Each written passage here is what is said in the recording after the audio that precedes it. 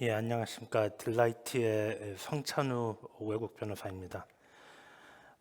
저는 뉴욕주 변호사고 1994년도에 자격을 획득을 해서 미국에서 운송 전문 로펌에서 10년 있다가 한국으로 들어와서 법무법인 태평양에서 보험회상 국제중재 업무를 하다가 사내 변호사로서 2007년서부터 2018년까지 종사를 하고 2019년서부터 시니어 외국 변호사로서 딜라이트에 있습니다.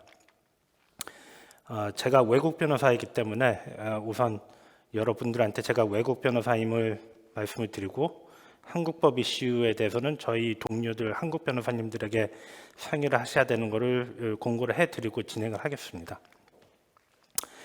제가 오늘 말씀드릴 내용은 여기 보시는 바와 같이 우선 영미법 계약의 기본에 대해서 주요 포인트를 말씀을 드리고, 그다음에 저희가 유통계약 실무를 논의할 적에 오늘 논의할 적의 주요 과정에 대해서 설명을 드린 다음에 제가 생각하기에는 좀 핵심 포인트, 짧은 시간에 좀 아셔야 될 부분을 설명을 드릴 건데, 그게 이제 유통자의 선정할 적에 독점권을 부여를 하느냐, 가격 선정을 할 적에 좀 고려를 해야 되는 포인트가 무엇인지, 그다음에 이제 이 미국 계약을 체결을 하시게 되면은 많이 생소한 부분이 있는 이 책임 제한과 이 보증에 대해서 설명을 드리고, 그다음에 마지막에 이제 계약 기관의 중요성, 그리고 계약 기관과 이 연장을 어떤 식으로 하는 게 편리한지를 좀 설명을 드리겠습니다. 제가 어렸을 때 미국을 가서 한국어가 조금 미숙할 수 있는 점은 좀 양해를 구하고서 계속 진행을 하겠습니다. 영미법 계약의 기본에 대해서는 제일 중요하셔야 되는 게 이제 소위 말하는 consideration입니다. 사전적인 의미는 이제 약인이라고 하는데, 약인이라는 의미는 뭐 제가 동료 한국 변호사님들하고 논의할 적에도 제대로 이해하기가 힘들다고 개념을 말씀해 주셨는데, 결과적으로는 양측에서 서로 이득이 되는 것과 뭐 손해가 되는 것, 어쨌든 뭔가 give and take를 해야 된다는 포인트입니다. 그게 제가 이해하기로는 한국과 같은 대륙법에 따라서는 필요가 없는 건데, 영미법, 특히 미국에서는 굉장히 중요한 것입니다. 그래서 판매나 유통계약에서는 물건과 대금의 교환으로 이제 계약이 유효화가 되는데, 뭐 그러면은 내가 뭐 돈을 얼마를 팔지를 모르고 그 대금을 하는 것을 설정을 안 하고서 계약을 체결하는 것이 무조건 불법이냐?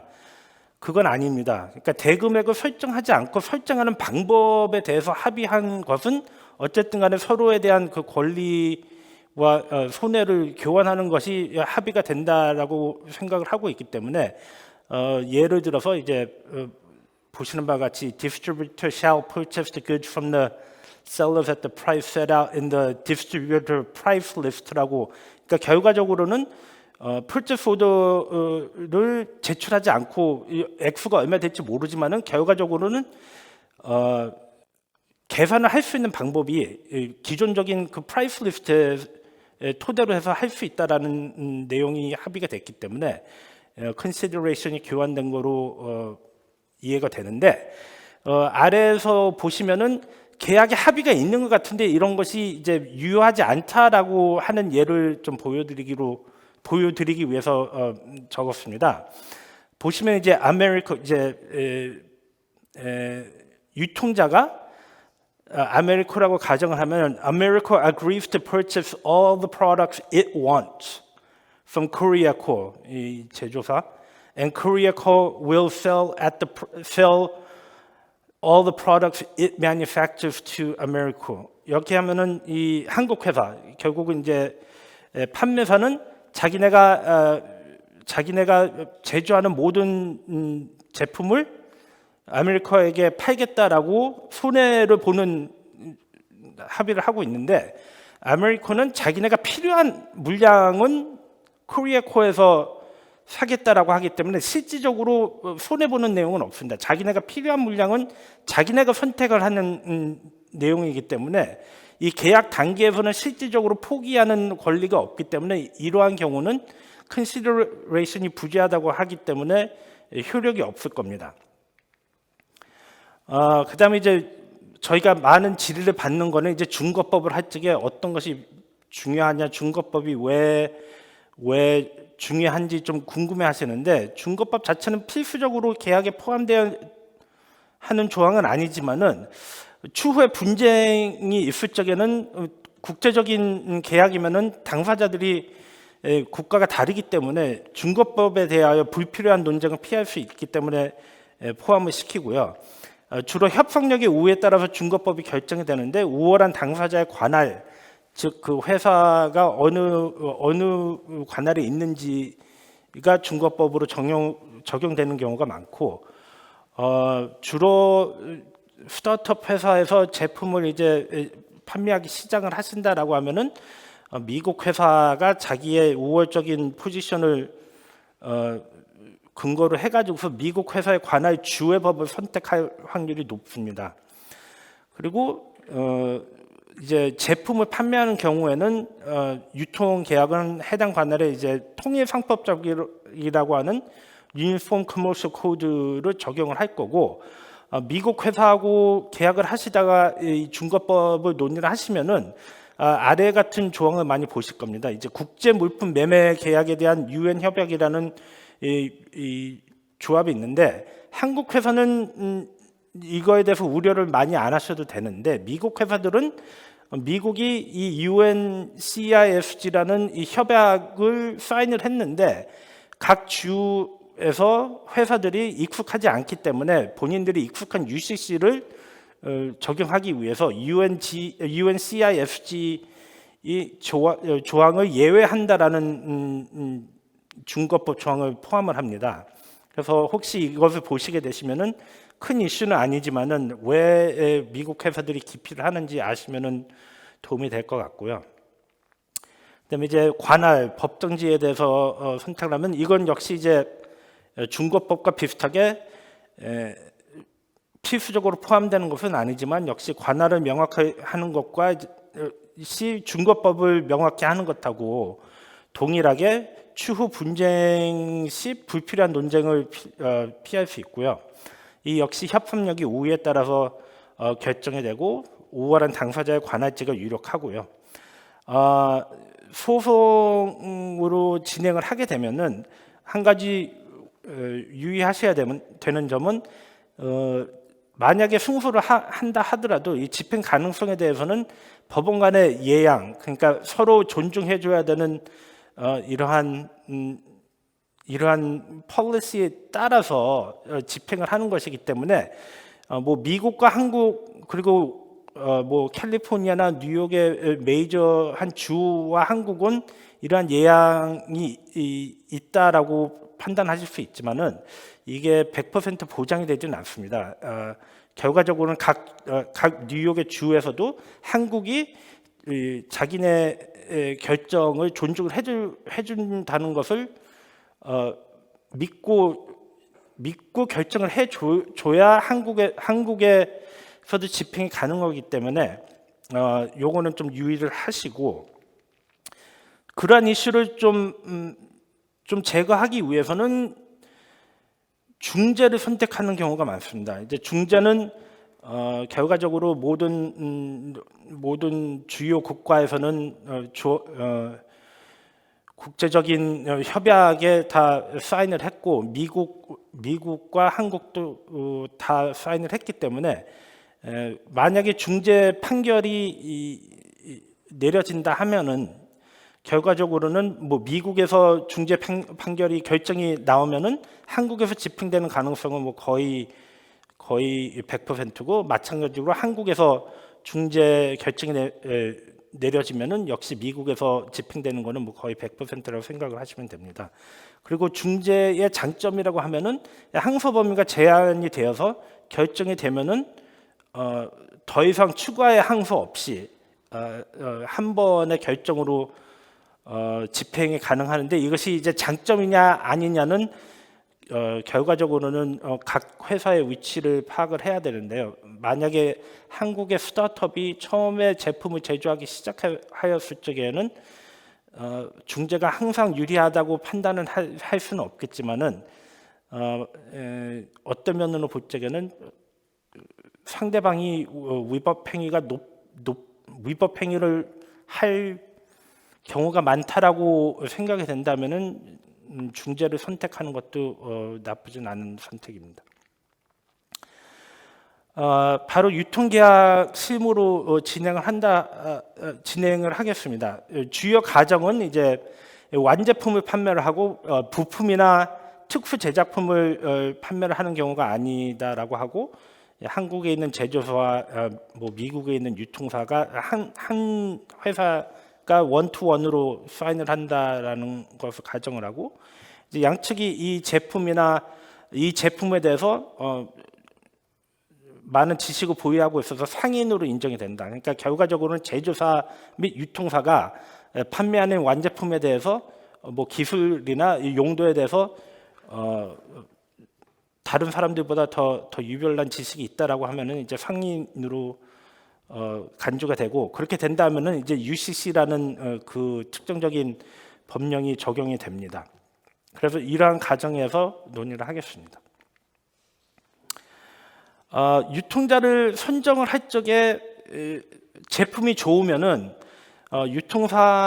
유통사가 독점권을 원할 경우가 많을 겁니다. 그렇게 되면은 한국에 있는 제조사로서는 뭐 기뻐할 상황이죠. 제품 자체가 인정이 받는 건데, 근데 이거 독점권을 줘야 되느냐 말아야 되느냐는 좀 고민이 되실 겁니다. 왜냐하면은 이 유통사의 능력이 어느 정도인지 검증이 되지 않은 상황에서 독점권을 주면은 이 유통사가 일을 제대로 못한다라고 하면은 결과적으로는 다른 회사를 데리고 들어올 수 없기 때문에 매우 걱정이 될 수 있는 거죠.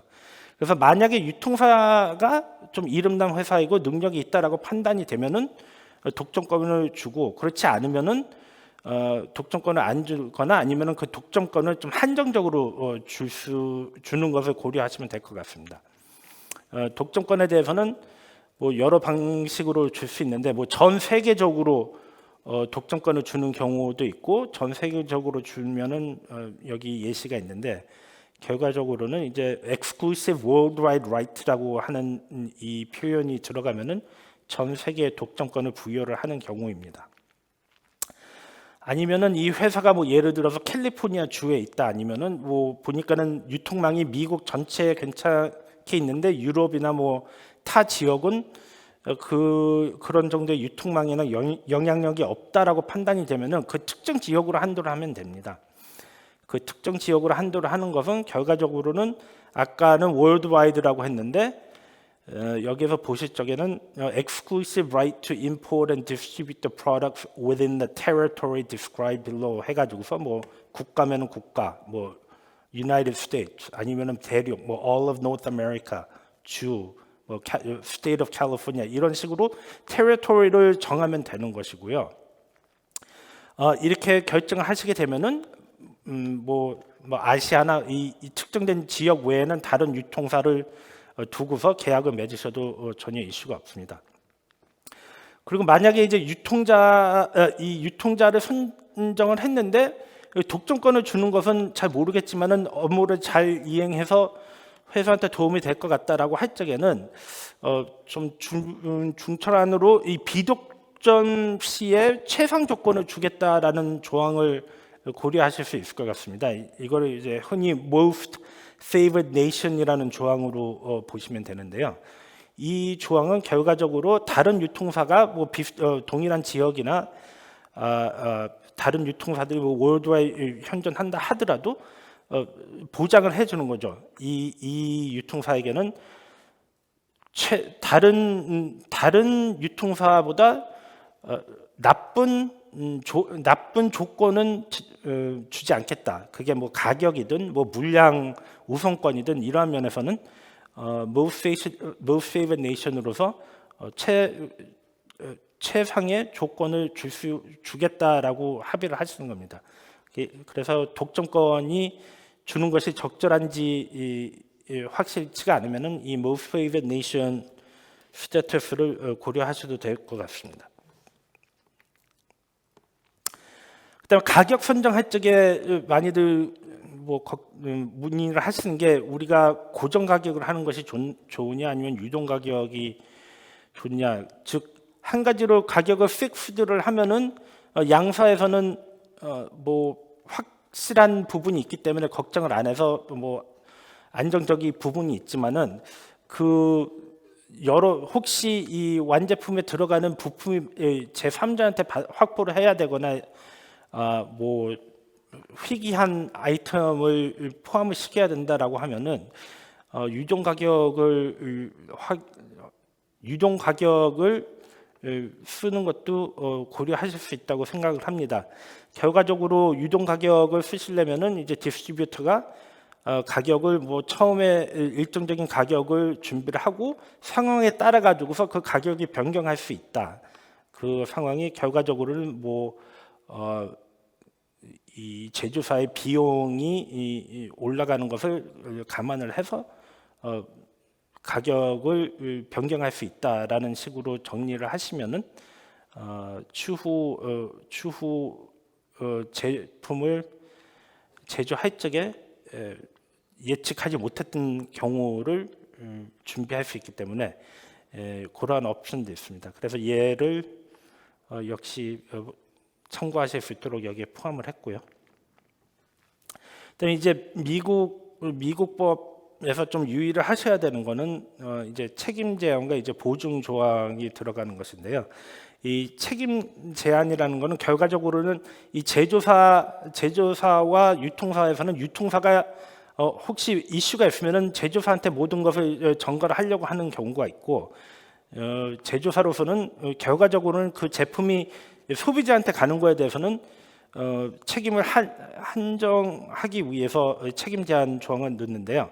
불량품에 대한 책임은 이제 보증, 워런티에서 제한을 하는 경우가 제조사한테는 제일 유리한 것이고, 그러한 상황에서는 결과적으로는 수정, 교환 또는 크레딧 환불을 주는 것으로 한정을 하시면 되고, 더군다나 이제 소비자의 과실로서 인한 파손 등은 그러한 보증에서도 제외할 수 있는 등 책임을 제한할 수 있습니다. 그래서 이러한 경우는 영미법에서는 제조사 측에는 굉장히 유리하기 때문에 그 점을 잘 활용을 하시면 되고요. 결과적으로는 여기 조항을 보시면은 워런티 기간 내에서 혹시 소비자의 클레임이 들어오면은 제조사로서는 책임이 이제 수리를 하거나 수정 교환을 하든지 아니면은 환불을 하는 거 이렇게 한정을 한다라고 조항을 쓰시면 되고요. 같이 활용을 하셔야 되는 것은 이제 그 워런티 조항인데, 그 워런티 자체는 미국법에는 워낙 케이스가 많이 있고 인터넷에도 찾아보시면은 찾으실 수 있기 때문에 그게 큰 이슈는 아닙니다. 근데 아까 말씀드렸듯이 이 제조 유통 계약은 결과적으로는 상인과 상인들 사이의 계약이기 때문에 제일 중요한 것은 워런티 조항이 중요한 것이 아니고 이 워런티 디스클레이머 조항이라는 담보 책임 부인 조항이라는 것이 있는데요. 아까 말씀드렸듯이 일반적으로 하자가 있는 물건에 대한 보증 조항은 디스트리뷰터 그 유통사를 위한 조항이 아니고 소비자를 위한 조항이고, 그렇기 때문에 유통사에게는 추가적인 책임을 제조사가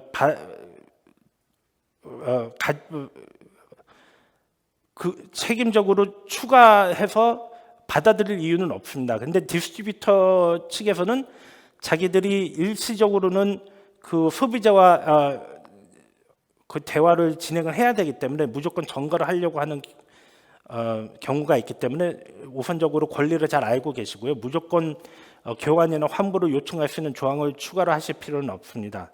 그 두 번째로는 좀 아셔야 되는 거는 이제 보증 면책 조항은 이제 명시된 보증 조건 이외에 어떤 직접 또는 묵시적 보증을 하지 않아도 법상으로 그 UCC 상으로는 그 제조사가 소비자를 향해서는 책임을 질 수 있습니다. 그렇기 때문에 이 워런티 디스클레이머라는 조항을 유통사와 체결을 하고 그 유통사가 소비자들한테 그러한 디스클레이머가 있다는 것을 알리도록 의무를 부여를 하는 것이 중요합니다. 여기에서 제일 핵심적으로 아셔야 되는 묵시적 보증은 implied warranty of merchantability, 즉 상품성에 대한 묵시적 보증. 이게 상품이 본래의 기본 목적, 그것이 무엇이든 간에 적합하다고 보증을 하는 것이고, 그다음에 implied warranty of fitness of purpose라고 해서 상품 적격성에 대한 묵시적 보증. 구매자가 구입하고자 하는 특정 목적에 부합하다는 보증인데, 이것은 결과적으로는 제조사가 소비자가 그 제품을 어떻게 활용할지 모르기 때문에 이러한 implied warranty, 묵시적 보증을 예외하는 것이 굉장히 중요합니다. 그래서 굉장히 복잡하지만은 이 warranty disclaimer 조항을 포함을 시켜야 되고, 요거 역시 나중에 이 자료를 확인을 하실 수 있고요. 여기에서는 보시면 다 대문자로 되어 있습니다. 왜 대문자로 되어 있냐면은 그 옛날 판례로 보면은 이게 다른 조항과 다르게 소비자가 부각되어서 확인할 수 있도록 해야 된다라는 판례가 있기 때문에 옛날에 타자기만 있었을 적에 그렇게 할 수 있는 경우는 이렇게 대문자로 쓰는 거 방법밖에 없었기 때문에 이렇게 쓰는데, 뭐 최근에는 이제 뭐 타입페이스나 뭐 프린트가 다 달라서 실질적으로 제품에 들어가는 뭐 스티커에는 이런 식으로 안 해도 되지만은 아직까지도 이러한 관례가 있기 때문에 이 조항을 보시면은 대문자로 돼 있고, 추후에 나중에 스티커 같은 것도 보시면은 이런 식으로 정리가 될 확률이 높습니다. 그리고 마지막으로는 이제 계약 기간과 연장에 대해서 질의가 많이 들어오는데, 계약 기간을 계약 기간 역시 이게 꼭 들어가야 되는 조항은 아니지만은 기간을 정하지 않으면은 별도로 계약을 하지 않는 한 계약의 효력이 지속되어 예상하지 못하는 결과가 발생할 수 있습니다. 서로 마음이 안 드는데 실질적으로 계약 조건상 해지를 할 수 없는 상황이 되면은 이거를 합의로서 해지를 해야 되는데, 상대방이 그래도 협의를 안 하거나 아니면 그래도 이익이 상대 측에서는 좀 더 많이 유지하는 것이 좀 더 유리하다고 생각을 하면은 문제가 발생하기 때문에 계약 기간을 정하는 것을 저희는 항상 추천을 해드리고요. 그러면은 이제 한꺼번에 multiple year 몇 년을 fixed로 하느냐, 아니면은 이제 초기 initial term을 하고 추후에 연장을 하느냐, 이러한 방식이 있는데, 말씀드렸듯이 이거는 이제 multiple year는 기간을 이렇게 한정을 하시면은 그 스테빌리티가 있는 것에 대비해서 업무가 진행이 잘 마음대로 안 되면은 이제 해지해야 되는 이슈가 있고요. automatic renewal을 해서 초기에 단기적인 계약 기간을 설정을 하고 비즈니스가 잘 진행이 되면은 서로 연장 의사가 없음을 별도로 통보하지 않으면 자동으로 연장이 되도록 하는 방법이 그 제일 양측에서는 합리적으로 계약 기간을 세팅하는 방법이라고 생각할 수 있겠습니다.